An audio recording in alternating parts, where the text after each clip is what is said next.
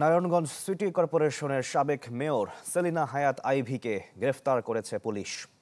ভোরে শহরের দেওভোগ এলাকার নিজ বাড়ি থেকে তাকে গ্রেফতার করা হয়। এর আগে গত রাত 11:30টার দিকে আইভীর বাসায় অভিযান চালায় আইন শৃঙ্খলা বাহিনী। খবর পেয়ে ঘটনাস্থলে যায় এলাকাবাসী। সড়ক অবরোধ করে বিক্ষোভ করেন শত শত মানুষ।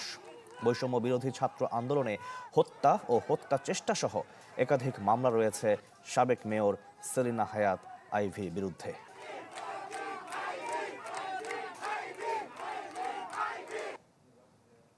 দর্শক, এই বিষয়ে আরো খবর জানাতে নারায়ণগঞ্জ থেকে সরাসরি যুক্ত হচ্ছেন আমাদের সহকর্মী আহসান সাদিক। সাদিক, আপনি রাতভর সেখানে ছিলেন, টানা 6 ঘন্টার একটা উত্তেজনার পর, অভিযানের পর অবশেষে আইভী গ্রেফতার হলেন। সেখানকার সবশেষ পরিস্থিতি কি আমাদেরকে জানাবেন?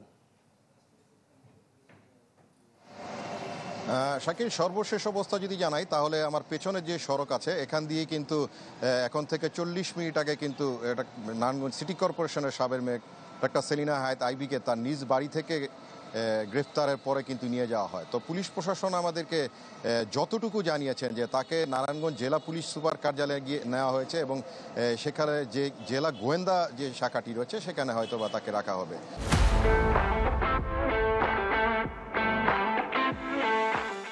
এবং পরবর্তী যে আইনি পদক্ষেপ তারা হয়তো তারপরেই তারা নেবেন। এবং আরেকটি বিষয় জানাই, এর পেছনে গতকাল রাতে কিন্তু 11টা থেকে যে নারায়ণগঞ্জের দেবকে আইভীর যে বাড়িটি রয়েছে এখানে কিন্তু আইনশৃঙ্খলা বাহিনী তাকে গ্রেপ্তারের জন্য অভিযান চালায় এবং দীর্ঘ একটি সময় কিন্তু তারা সেখানে অতিবাহিত করে। এবং এর ভিতরে যদি জানাই যে নারায়ণ এলাকাবাসী কিন্তু দেবক এলাকার বিভিন্ন সড়কে কিন্তু তারা ব্যারিকেড দিয়ে কিন্তু প্রতিবন্ধকতা সৃষ্টি করে। তো আরেকটি বিষয় জানাই যে বৈষম্য বিরোধী যে আন্দোলনে সেখানে কিন্তু 5টি হত্যা এবং হত্যা চেষ্টার মামলা কিন্তু আইভীর রয়েছে।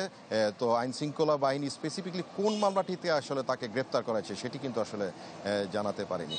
তো বলা যায় বেলা গড়ার সাথে সাথে হয়তোবা তাকে আদালতে হাজির করলে পরবর্তীতে হয়তোবা আপনাকে সর্বশেষ তথ্যটি জানাতে পারবো। শাকিল, অনেক ধন্যবাদ সাদিক আপনাকে আমাদের সঙ্গে যুক্ত হওয়ার জন্য।